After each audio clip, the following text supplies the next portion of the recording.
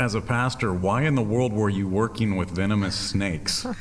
When I studied at Loma Linda University, I was working on my master's in the sociology of religion. And I'm the kind that gets bored. I'm a multitasker. If you just give me one thing to do, it's not enough. So while I was at Loma Linda, I decided my lifelong interest in snakes and reptiles, I decided I wanted to study venom toxicology. Mm-hmm. So I took courses in venom toxicology, and then I decided to focus on rattlesnake venoms to improve snake bite treatments for people who've been bitten by rattlesnakes. Gotcha. So we had the 34 basic varieties of poisonous snakes in the United States, had to go out and catch them.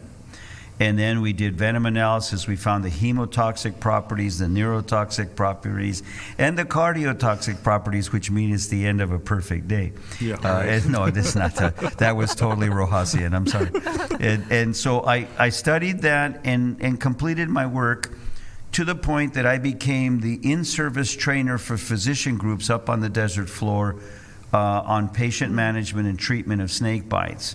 A few years later, I added spiders, black widows, and brown recluse. Now, people hate that because they're afraid of those animals. But if you're ever stung or bitten, you would want Pastor Rojas around, because I used to train physicians on how to treat. And then it wasn't until Dr. Bush came to Loma Linda, an MD, better than a pastor.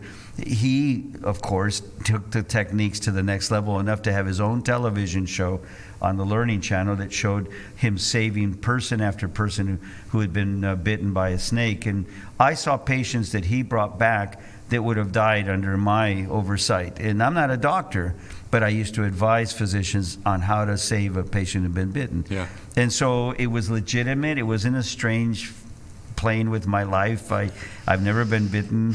I know that doesn't convince anybody. But that's why I did it. You weren't into snake handling for the No, I never worshipped with a snake or anything. But I'm proud of the fact that we've saved countless lives with our methods that were published, and that physicians benefited from the work. Yeah, absolutely.